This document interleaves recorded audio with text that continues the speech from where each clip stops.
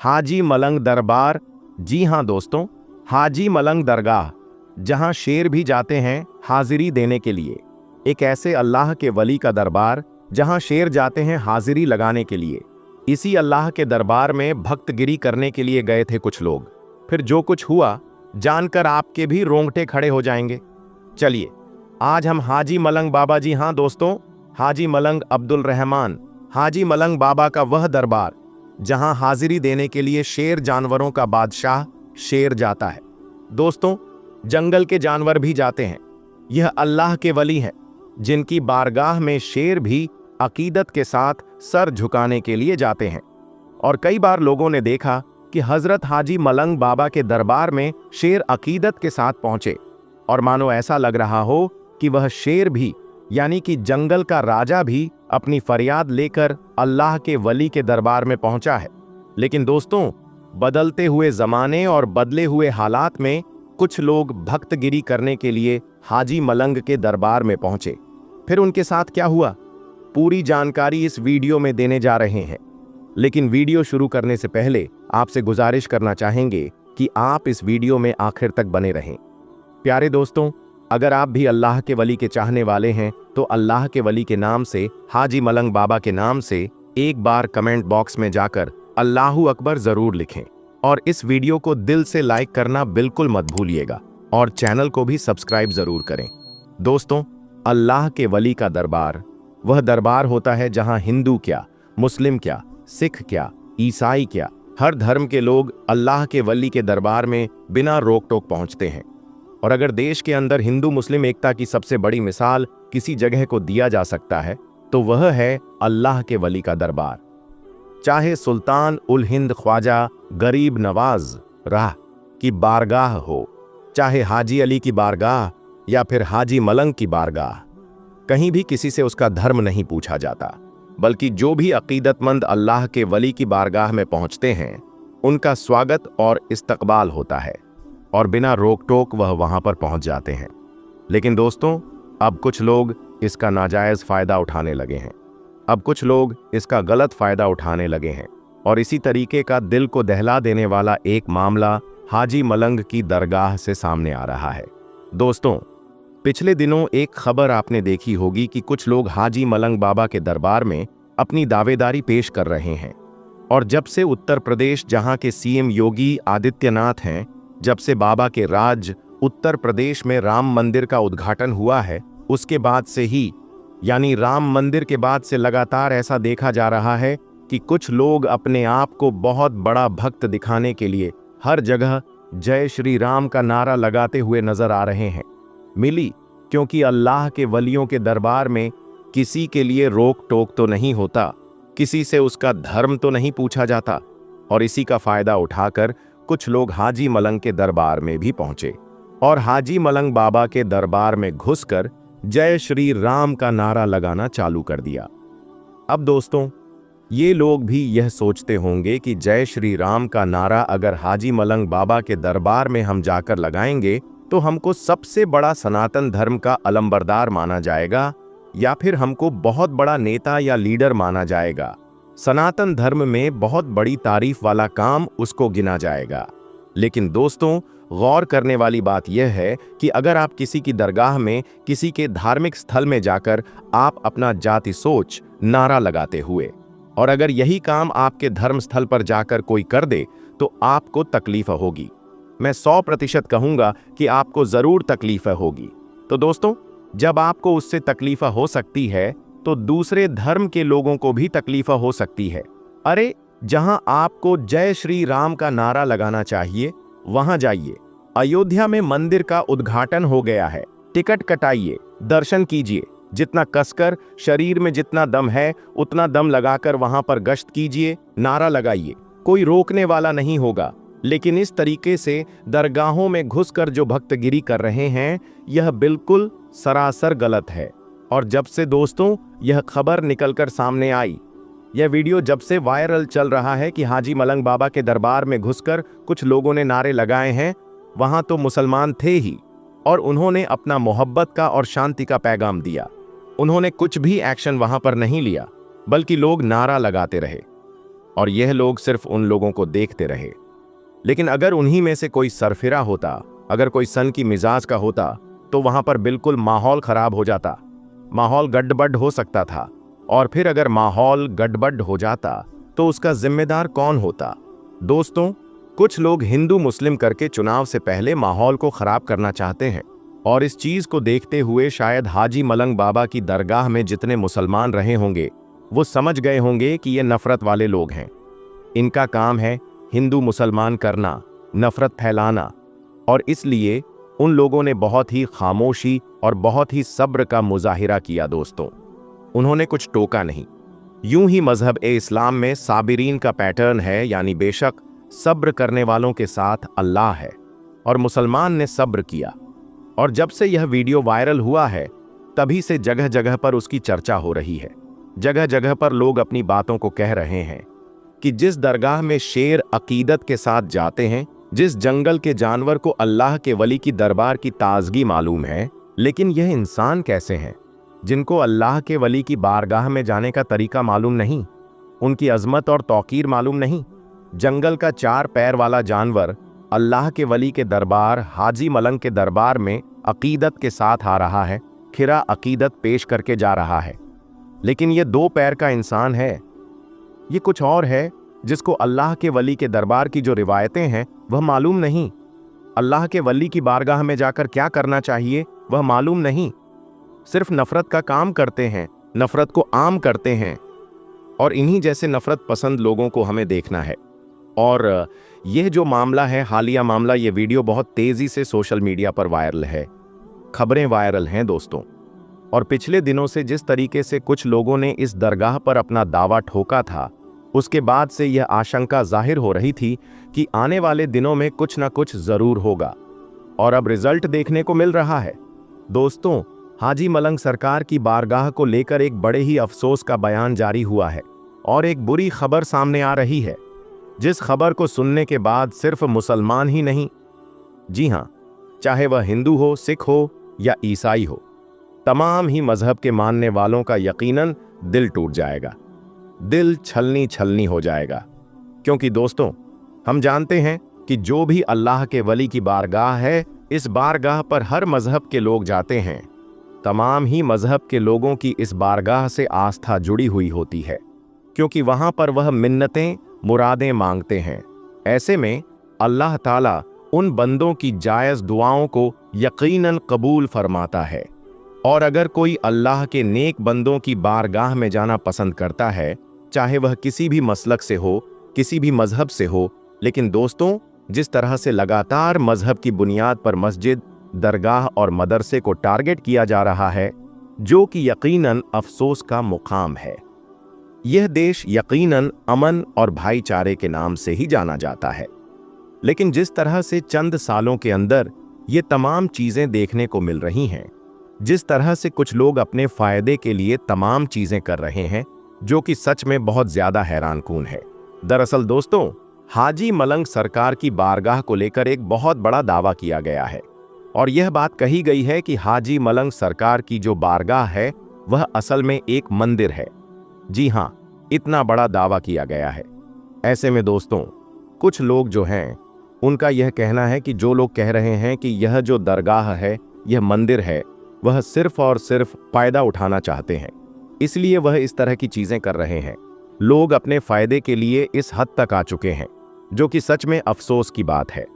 ऐसे वक्त में हमें सिर्फ अमन व आमान का पैगाम देना है, क्योंकि इस देश का सच्चा चाहने वाला, वह हिंदू हो, मुसलमान हो, सिख हो या ईसाई हो, वह कभी भी नहीं चाहता कि किसी दरगाह को या मस्जिद को या फिर मदरसे को या मंदिर को तोड़ा जाए। लेकिन लगातार लोग अपने फायदे के लिए ये तमाम चीजें कर रहे हैं।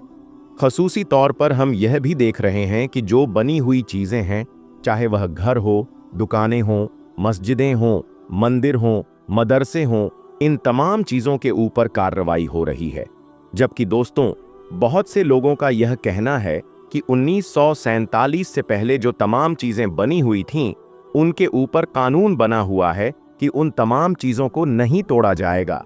लेकिन तमाम उन चीज़ों को अपने फायदे के लिए चंद संगठन के लोग तुड़वा दे रहे हैं, जो कि सच में अफसोस की बात है। दोस्तों, यह देश अमन का पैगाम देता है। इसीलिए मैं बार बार कहता हूं कि मजहब नहीं सिखाता आपस में बैर रखना, हिंदी हैं हम, वतन है हिंदुस्तान हमारा। दोस्तों, सिर्फ यही एक दरगाह नहीं है जो लगातार टारगेट की जा रही है, बल्कि इस देश की सबसे बड़ी दरगाह यानी ख्वाजा गरीब नवाज चिश्ती रहमतुल्लाही ताला अलैह की दरगाह को भी लगातार टारगेट किया जा रहा है। और वहां पर भी यह बात कही जा रही है कि इसकी जांच की जाए, यहां पर मंदिर ही मिलेगा। यानी लगातार हर बारगाह को तुड़वाने के बड़े बड़े दावे कर रहे हैं और चंद शोहरत के लिए यह तमाम चीजें की जा रही हैं, जो कि सच में अफसोस की बात है। दूसरे लोग सोचते हैं कि दरगाहों से मुसलमानों की आस्था जुड़ी हुई है, दरगाहों को तोड़ दिया जाए तो मुसलमानों का दिल टूटेगा।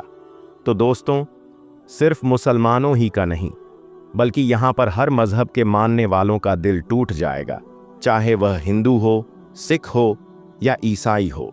क्योंकि हर मजहब के लोग अल्लाह के नेक बंदों की बारगाह में जाते हैं, मिन्नतें मांगते हैं, चादर चढ़ाते हैं, वहां पर जाकर धागे वगैरह बांधते हैं। तो यह तमाम चीज़ों के ऊपर इस तरह से लगातार कार्रवाइयां हो रही हैं।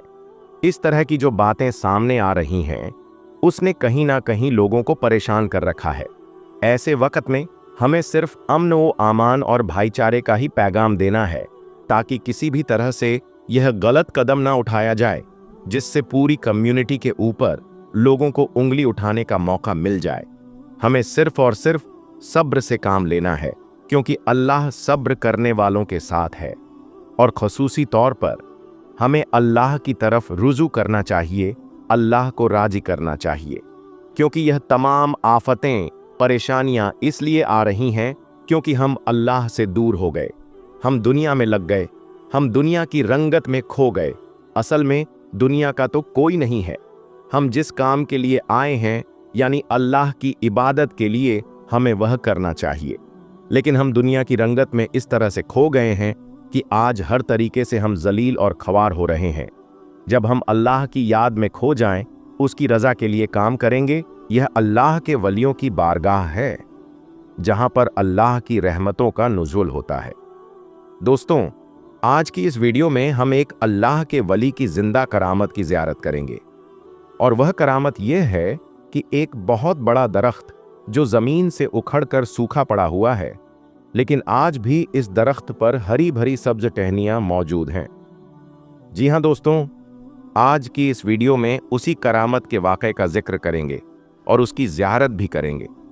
और इस वीडियो के आखिर में इस वीडियो को देखने वाले तमाम भाई बहनों के लिए अल्लाह तबारक व ताला से दुआएं एक खैर भी करेंगे। लेकिन दोस्तों, वीडियो में आगे बढ़ने से पहले तमाम दोस्तों से एक छोटी सी गुजारिश है कि इस वीडियो को एक लाइक करके चैनल को सब्सक्राइब ज़रूर कर लीजिएगा। तो दोस्तों, आज हम जिस वली अल्लाह की बारगाह की ज़ियारत कर रहे हैं, उनका पूरा नाम हज़रत मुबारक शाह गाजी रहमतुल्लाह अलैह है। आप रहमतुल्लाह अलैह अल्लाह के बहुत ही बड़े बंदे हैं। आप रहमतुल्लाह अलैह का आस्ताना मुबारक कोलकाता शहर में मौजूद है। आप रहमतुल्लाह अलैह कोलकाता शहर के बहुत बड़े बुजुर्ग हैं। जो भी शख्स उनकी बारगाह में आता है, अपनी मुरादों को पूरी पाता है। आप रहमतुल्लाह अलैह के आस्ताने पर आपके सदके बीमारों को शिफा मिल जाती है और परेशान हाल की परेशानियां दूर हो जाती हैं। आप रहमतुल्लाह अलैह की एक बहुत बड़ी जिंदा करामत कोलकाता शहर के 3 नंबर कब्रिस्तान में मौजूद है, और उस कब्रिस्तान में आपकी बैठक भी है, यानी जहां हज़रत मुबारक शाह गाजी रहमतुल्लाह अलैह इबादत और रियाजत किया करते थे। और जहां आप रहमतुल्लाह अलैह इबादत करते थे, वहीं एक दरख्त मौजूद है जिस पर आप रहमतुल्लाह अलैह टेक लगाकर बैठा करते थे। दोस्तों, हज़रत मुबारक शाह गाजी रहमतुल्लाह अलैह जिस दरख्त पर टेक लगाकर बैठते थे, आप रहमतुल्लाह अलैह की वफ़ात के बाद एक ज़ोरदार तूफान में यह दरख्त टूट कर गिर गया और मुकम्मल तौर पर ज़मीन से उखड़ गया। लेकिन हैरान कर देने वाली बात तो यह है कि सालों पहले ज़मीन से उखड़ा हुआ दरख्त, जिसका ज़मीन से कोई वास्ता नहीं रहा, उस पर आज भी हरी भरी सब्ज टहनियाँ निकलती हैं। जी हाँ दोस्तों, वीडियो में जो आप दरख्त देख रहे हैं यह वही है जिस पर आप रहमतुल्लाह अलैह टेक लगाकर बैठा करते थे। यही वह जगह है जहां आप अल्लाह की इबादत करते थे। दोस्तों, जैसा कि आप इस वीडियो में देख सकते हैं कि सूखे हुए दरख्त पर सरसब्ज टहनियां निकली हुई हैं और पूरे दरबार पर साया किए हुए हैं। दोस्तों, अल्लाह के वलियों की यह शान है कि जिस चीज को भी उनसे निस्बत हो जाती है तो मुर्दे में भी जान आ जाती है। यह दरख्त देखने में तो मुर्दा है क्योंकि उसका जमीन से कोई वास्ता नहीं है, मगर आज भी सरसब्ज टहनियां हैरान करती हैं कि उन पर पानी कहां से पहुंच रहा है। दोस्तों, अल्लाह तबारक व ताला से दुआ है कि अल्लाह तबारक व ताला अपने ऐसे मुत्तकी और परहेजगार बंदों का सदका हमें भी अता करे ताकि हमारी दुनिया और आखिरत संवर जाए। और अल्लाह तबारक व ताला की बारगाह में दुआ है कि अल्लाह ताला अपने हबीब के सदक़े में और हज़रत मुबारक शाह गाजी रहमतुल्लाह अलैह और तमाम औलिया अल्लाह के वसीले से हम सबको मुकम्मल इश्क ए रसूल अता फरमाए और सबके ईमान की हिफाजत फरमाए और हम सबको इखलास के साथ नेक अमल करने की तौफीक अता फरमाए। और जो भी लोग इस वीडियो को देख रहे हैं उनकी दिल्ली जायज़ तमन्नाओं को पूरी अता फरमाए। और जिन लोगों ने कमेंट में दुआ के लिए कहा है, अल्लाह तबारक व ताला से दुआ है कि उनकी तमाम जायज़ तमन्नाओं को पूरी अता फरमाए। और जो लोग परेशान हाल हैं उनकी परेशानी को दूर अता फरमाए। और जो लोग बीमार हैं उन्हें शिफा ए कामिल अता फरमाए। और जो लोग कर्ज में डूबे हुए हैं, मकरूज़ हैं, उन्हें कर्ज से नजात अता फरमाए। और जो लोग कारोबार के लिए परेशान हैं उन्हें गैब से मदद अता फरमाएं और उन्हें रिज़्क़ ए हलाल अता फरमाएं। और जो लोग भी बेऔलाद हैं उन्हें नेक सालेह औलाद अता फरमाएं। और जो लोग रिश्ते के लिए परेशान हैं, जिनकी शादी नहीं हो रही है, उन्हें नेक सालेह रिश्ता अता फरमाएं। दोस्तों, अब हम आपको यह बताते हैं कि जब शादी करनी हो तो नेक सालेह रिश्ता कैसे तलाश करें और इस बारे में हज़रत अली रज़ियल्लाहु अन्हु ने क्या फरमाया और किस तरह की लड़की से शादी करनी चाहिए ताकि घर जन्नत बना रहे। और उसके साथ साथ यह भी बताएंगे कि कैसी औरतें बेवफा होती हैं, यानी अपने सफ़र को आगे चलकर धोखा दे सकती हैं। उन औरतों के बारे में भी बताएंगे। तो इस वीडियो को आखिर तक ज़रूर देखें, बहुत कुछ मालूम होने वाला है। दोस्तों, अब हम आपको बताते हैं कि 3 तरह की औरतों से शादी नहीं करनी चाहिए। अगर आप इन तीनों में से किसी एक से भी शादी करते हैं तो आपकी ज़िंदगी तबाह और बर्बाद हो जाएगी और आपकी ज़िंदगी दुनिया के अंदर ही जहन्नम बनकर रह जाएगी और आपके घर की खुशहाली और सुकून ख़त्म हो जाएगा। तो दोस्तों, वह औरतें कौन कौन सी हैं जिनसे हज़रत अली ने शादी करने से मना फरमाया है? तो आइए जानते हैं। एक मर्तबा हज़रत अली की खिदमत में एक शख्स हाजिर हुआ और हज़रत अली से सवाल किया, या अली, अगर हमने अपने बेटे, भतीजे या अपने नवासे या अपनी ही शादी करनी हो तो कैसी लड़की की तलाश करनी चाहिए, यानी शादी के वक्त कौन सी बेहतरीन लड़की की तलाश करनी चाहिए? तो हज़रत अली ने फरमाया, यह शख्स शादी के वक्त देख लेना कि कहीं लड़की में यह 3 ऐब तो नहीं, वरना आपकी ज़िंदगी बर्बाद हो जाएगी और आपकी ज़िंदगी का चैन और सुकून ख़त्म हो जाएगा। हम आपको अल्लाह के पैगंबर हज़रत मोहम्मद मुस्तफ़ा सल्लल्लाहु अलैहि वसल्लम के बचपन का बकरियां चराने का बहुत ही खूबसूरत वाक़या बताने वाले हैं, जिसको सुनकर आपका भी दिल खुश हो जाएगा। आज की वीडियो को आखिर तक ज़रूर देखें और अगर आपको अल्लाह के प्यारे नबी हज़रत मोहम्मद मुस्तफ़ा सल्लल्लाहु अलैहि वसल्लम से सच्ची मोहब्बत है, यानी आप आशिक रसूल हैं, तो बस इस वीडियो को एक लाइक करके कमेंट में या रसूल अल्लाह ज़रूर लिखें। देखते हैं कितने आशिक रसूल आज की इस वीडियो को देख रहे हैं। तो चलिए दोस्तों, शुरू करते हैं आज की वीडियो। दोस्तों, हज़रत हलीमा सादिया रज़ी अल्लाह ताला अन्हा, जिन्होंने अल्लाह के पैगंबर हज़रत मोहम्मद मुस्तफ़ा का बचपन में परवरिश की, जो आपकी दाई मुबारिका भी है, यानी आपकी रज़ाई वालिदा रही है। हज़रत हलीमा सादिया रज़ी अल्लाह ताला अन्हा फरमा है कि जब से मोहम्मद मेरी ज़िंदगी में आया तो उनकी बरकत से मेरी तो ज़िंदगी ही बदल गई। आपकी बरकत इतनी थी कि जिनको देखकर हमने मोहम्मद का नाम ही बरकत वाला बच्चा रख दिया। हज़रत हलीमा सादिया रज़ी अल्लाह ताला अन्हा फरमा है कि एक बार हमारे यहाँ पर सूखा पड़ गया, सबके जानवर भूख से मरने लगे, मगर जिस तरफ हमारे बच्चे बकरियों को लेकर जाते तो हमारी बकरियां खूब खाकर वापस आती। यानी कि हमारी बकरियां अच्छी तरह से पेट भरकर वापस आती। यह देखकर सारे गांव वाले अपने बच्चों को डांट कर कहने लगे कि जिस तरफ हलीमा सादिया की बकरियां चरने जाती हैं, वहां पर तुम लोग क्यों नहीं जाते हो। उसके बाद में गांव वालों के दूसरे बच्चे भी अपनी अपनी बकरियां लेकर हलीमा सादिया की बकरियों के साथ ले जाने लगे। अब सब लोगों की बकरियां साथ साथ चरने लगीं, यानी कि हलीमा की बकरियां और गांव वालों की बकरियां साथ में चरने लगीं। मगर यह देखकर गांव वाले हैरान रह गए कि सबकी बकरियां साथ में चर रही हैं, लेकिन हलीमा की बकरियों का पेट तो भर रहा है और बाकी की बकरियां भूखी रह रही हैं। यह देखकर हलीमा सादिया कहती हैं, यह सब बरकत अमीना के लाल की है, यह सारी बरकत इस मोहम्मद की है। और यही नहीं, हजरत हलीमा सादिया रजी अल्लाह ताला अन्हा कहती है कि गांव में जब भी किसी की बकरी बीमार हो जाती तो गांव वाले उस बकरी को लेकर हमारे घर आते और मोहम्मद का नन्हा सा हाथ बीमार बकरी पर फेर देते तो वह बकरी फौरन ठीक हो जाती।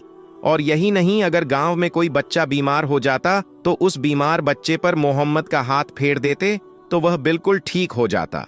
प्यारे दोस्तों, अल्लाह के पैगंबर हजरत मोहम्मद मुस्तफ़ा सल्लल्लाहु अलैहि वसल्लम जब हजरत हलीमा सादिया के पास में परवरिश पा रहे थे और जब आपकी उम्र मुबारक न साल की हो गई थी, तो एक दिन हलीमा सादिया की सगी बेटी अपनी मां से कहने लगी, यानी कि आप सल्लल्लाहु अलैहि वसल्लम की मुंह बोली बहन अपनी मां हलीमा सादिया से कहने लगी कि जब मैं बकरी चराने के लिए जाती हूं तो मेरा वहां पर भाई मोहम्मद के बगैर दिल नहीं लगता। यह मेरी मां, मेरा एक काम करो, जब मैं बकरियां चराने के लिए जाऊं तो मेरे भाई मोहम्मद को भी मेरे साथ में भेज देना। तो यह सुनकर हजरत हलीमा सादिया रजी अल्लाह ताला अन्हा कहने लगी, नहीं बेटी, अभी मोहम्मद बहुत छोटा है, अभी यह बहुत नरम नाजुक है, कहीं इसको धूप लग गई तो देखो कितना हसीन और मुबारक चेहरा है, मैं इसको तकलीफ नहीं दे सकती। यह तो मेरा शहजादा है, अगर मोहम्मद के पांव में कोई पत्थर चुभ जाए, अगर जंगल में जाते हुए मोहम्मद के पैरों में कोई कांटा चुभ गया तो अभी यह बहुत छोटा है, इसीलिए मैं इसको तुम्हारे साथ जंगल में नहीं भेज सकती। जंगल में जानवर इसको तकलीफ पहुंचाएंगे, वो इसको मशक्कत में डाल देंगे। यह सुनकर हजरत हलीमा सादिया की बेटी कहने लगी, ऐ मां, तुम धूप की बात करती हो, जब मैं कभी भाई मोहम्मद के साथ में बाहर जाती हूं तो आसमान से बादल आकर हम पर साया करते हैं। और अम्मी जान, तुम जंगलों के जानवरों की बात करती हो तो सुनो, जंगल के जानवर भाई मोहम्मद के मुंह को चूमते हैं, जानवर तो उसको सजदा करते हैं। और यही नहीं, जब भी हम भाई मोहम्मद के साथ बकरियां चराने के लिए जाते हैं तो हमारे सब काम आसान हो जाते, हमारी बकरियां भी इधर उधर नहीं जाती। जब हजरत हलीमा सादिया की बेटी बार बार इसरार करने लगी तो हजरत हलीमा सादिया ने इजाजत दे दी। उसके बाद दूसरे दिन अल्लाह के पैगंबर हजरत मोहम्मद मुस्तफ़ा सल्लल्लाहु अलैहि वसल्लम अपनी बहन और बकरियों के साथ जंगल में बकरियां चराने के लिए निकल पड़े। आसमान से एक बादल का टुकड़ा आप पर साया किए हुए था। इस तरह से 4-5 दिन आप सल्लल्लाहु अलैहि वसल्लम अपनी मुंह बोल बहन के साथ बकरियां चराने के लिए जाते रहे।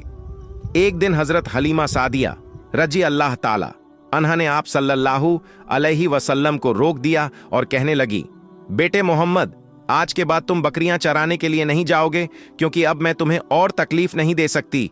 ऐ मेरे बेटे, मुझे तुमसे बहुत मोहब्बत है। एक तो मुझे तुम्हारी यह दूरी बर्दाश्त नहीं होती, और दूसरी बात, तुम मेरे पास बहुत ही अजीज अमानत हो, इसीलिए आज से तुम रिया चराने के लिए नहीं जाओगे, तुम अब घर में ही रहोगे। इस तरह हजरत हलीमा सादिया ने पैगंबर हजरत मोहम्मद मुस्तफ़ा सल्लल्लाहु अलैहि वसल्लम को बकरियां चराने से रोक दिया। फिर आप अपनी बहन के साथ जंगल में एक दिन नहीं गए, उसके बाद दूसरे दिन भी नहीं गए। इसी तरह से 3 दिन तक बकरियां चराने के लिए जंगल में नहीं गए। तो तीसरे दिन हजरत हलीमा सादिया रजी अल्लाह ताला अन्हा ने देखा कि उनकी बेटी रोती हुई उनके घर आई। यह देखकर दाई हलीमा ने पूछा, यह मेरी बेटी क्या हुआ, क्यों रो रही हो? तो बेटी कहने लगी, अम्मा, हमारी एक बकरी को जंगल में एक भेड़िया उठाकर ले गया है। जब दाई हलीमा ने अपने बेटी के मुंह से यह बात सुनी तो दाई हलीमा की आंखों में आंसू आ गए। जब अल्लाह के पैगंबर हजरत मोहम्मद मुस्तफ़ा सल्लल्लाहु अलैहि वसल्लम ने अपनी मां हलीमा सादिया रजी अल्लाह ताला अन्हा की आंखों में आंसू देख जब अल्लाह के पैगंबर हजरत मोहम्मद मुस्तफ़ा सल्लल्लाहु अलैहि वसल्लम ने अपनी मां हलीमा सादिया रजी अल्लाह ताला अन्हा की आंखों में आंसू देखे तो आप सल्लल्लाहु अलैहि वसल्लम के आंखों में से आंसू बहने लगे, क्योंकि आपका दिल बचपन से ही बड़ा नरम था। किसी का भी दुख आपसे बर्दाश्त नहीं होता था। और दाई हलीमा तो आपकी वालिदा मोहतरमा थी। फिर आप सल्लल्लाहु अलैहि वसल्लम कहने लगे, अम्मी जान, आप रोती क्यों हो? हलीमा सादिया कहने लगी, ये बेटा मोहम्मद हमारी एक बकरी को जंगल में एक भेड़िया उठाकर ले गया। पता नहीं अब हमारी बकरी के साथ वह क्या करेगा। तो यह सुन अल्लाह के प्यारे नबी सल्लल्लाहु अलैहि वसल्लम ने फरमाया, अम्मी जान, आप रोना बंद कर दो, हम हमारी बकरी को अभी वापस लेकर आते हैं। यह बात सुनकर अम्मा हलीमा सादिया कहने लगी, नहीं मेरे बेटे, आप जंगल में मत जाना, भेड़िया खतरनाक होते हैं, वह कहीं आपको नुकसान न पहुंचा दे। इसी तरह दाई हलीमा मना करती रही, लेकिन आप सल्लल्लाहु अलैहि वसल्लम नहीं माने और कहने लगे, नहीं अम्मा, हम अभी हमारी बकरी को वापस लेकर आते हैं। उसके बाद अल्लाह के पैगंबर हजरत मोहम्मद सल्लल्लाहु अलैहि वसल्लम बकरी की तलाश में जंगल पहुंच गए और एक सदा लगाई।